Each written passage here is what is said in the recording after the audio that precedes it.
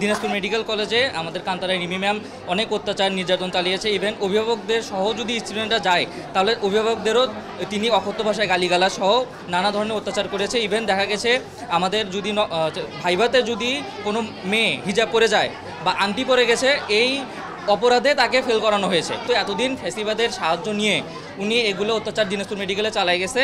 বর্তমানে যখন ফ্যাসিবাদের পতন হয় তখন দিনাজপুর মেডিকেল কলেজের স্টুডেন্টরা এটার প্রোটেস্ট করছে, প্রতিবাদ জানাইছে। জানানোর প্রেক্ষিতে তাকে রংপুর মেডিকেল কলেজে বদলি করানো হয়েছিল। এবং রংপুর মেডিকেল কলেজের স্টুডেন্টরা তার সম্পর্কে খুব ভালোভাবে জানে।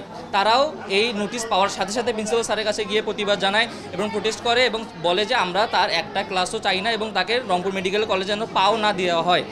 এখন যখন প্রিন্সিপাল স্যার তাদের এই প্রতিবাদ দেখে তাদেরকে সমর্থন জানায় তাকে ওখানে ঢুকতে দেওয়া হয়নি।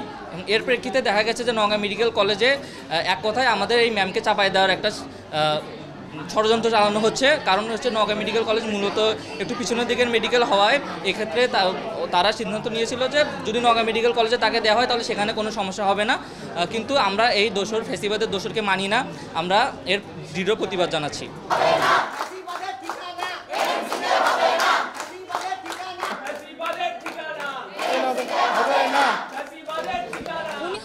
দিনাজপুর মেডিকেল কলেজের অধ্যাপক ছিলেন অ্যানাটমি ডিপার্টমেন্টে।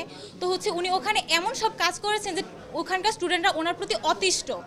এবং এরপরে বৈষম্য বিরোধী ছাত্র আন্দোলনের পর ওনাকে রংপুর মেডিকেলে ট্রান্সফার করা হয়।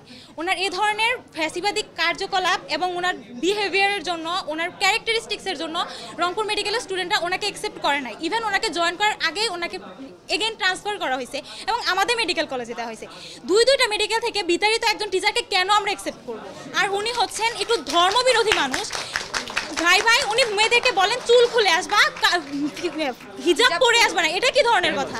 আমরা চাচ্ছি যে ডক্টর কান্তারাই রিমি ম্যাম এখানে জয়েন যাতে না করুক, অফিসিয়ালি এটা নোটিশ দিতে হবে এবং এর পরবর্তীতে ফ্যাকাল্টির যে ফাঁকা স্থান আছে এটাতে নতুন একটা ভালো department head, anatomy department head হিসেবে একটা ভালো শিক্ষককে আমরা চাই, এটাই আমাদের দাবি।